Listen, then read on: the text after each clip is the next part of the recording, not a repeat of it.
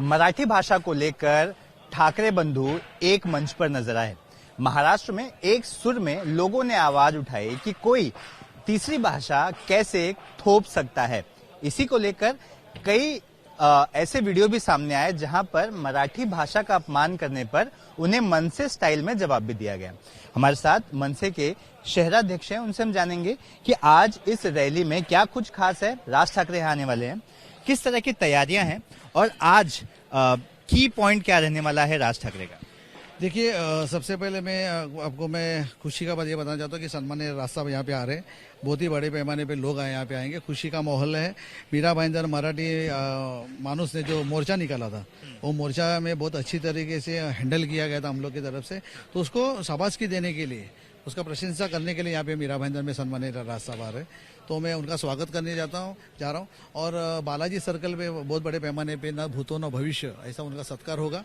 और मराठी आदमी के बारे में जो कुछ लोग यहाँ के जो स्थानिक आमदार नरेंद्र मेहता ने जो आग में तेल डालने का जो काम किया है, उसका ये रिएक्शन है कि आप कोई भी समाज को लेकर चलोगे, एक समाज को, तो चलेगा नहीं। यहाँ पे सर्व धर्म समभाव के आपने चुन के आए हुए आप लोग, उसके अंदर मराठी के भी हमारे वोटिंग थे, तो उसका कुछ मिस यूज किया, मिस गाइड किया लोगों को।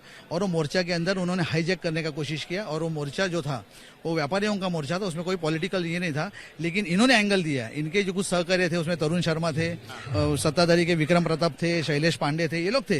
ये लोग ने जो आग में तेल डालने का काम किया, उसके हिसाब से नरेंद्र मेहता को मेरा ये कहना है कि ये आग में तेल डालने का काम मत करो। अगर आप आमदार हो, आप एक ही कोई जात के, आपको कोई ये नहीं है, बंधन नहीं है, लेकिन आप सब धर्म के ये हो, आमदार हो, तो आपको उसी तरीके का आपको मैसेज देना चाहिए था, ना कि आपको कोई जात धर्म, एक ही जात धर्म को लेके चलने की जरूरत नहीं थी आपको। तो अब ये जो जिस चीज के लिए आवाज उठाई जा रही थी, अब तो सरकार ने भी उसे पीछे ले लिया।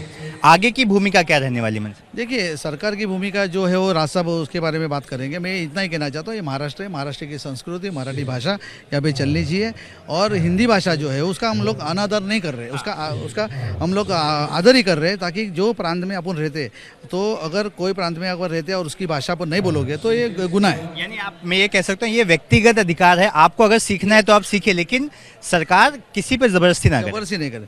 और मैं समझो अभी मैं आज यूपी में जाके मैं अगर 200-500 आदमी को लेके मैं अगर समझो मैं मोर्चा निकालता हूँ, तो ये गलत है ना, ये मैसेज ही गलत है। जो प्रांत में रह रहे हो उसके प्रांत की आपको भाषा, आपकी संस्कृति आपको आजमानी, सम्मान करिए, उसका सम्मान करना चाहिए, ना कि किसी को अपमान करके आप उसको अगर ये करोगे तो ये सुना नहीं जाएगा।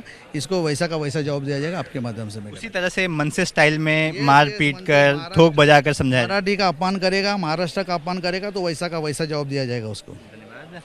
तो आपने देखा कि किस तरह की भव्य तैयारी है। मैं यहाँ पर आपको दिखाना चाहूँगा, ये यहाँ पर लोगों को बैठने के लिए जगह बनाई गई है।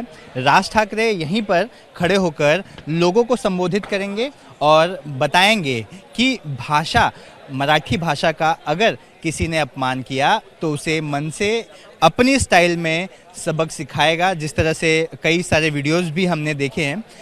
और इसी भाषा को लेकर ठाकरे बंधु भी एक मंच पर नजर आए थे। यहाँ पर तैयारियां शुरू हैं, पुलिस का यहाँ पर बंदोबस्त भी लगाया गया है। कुछ ही समय बाद राज ठाकरे का यहाँ पर आगमन होगा और फिर कार्यक्रम की शुरुआत की जाएगी। कैमरा पर्सन धर्मेंद्र पांडे के साथ सूरज ओझा, एबीपी न्यूज़, मीरा रोड।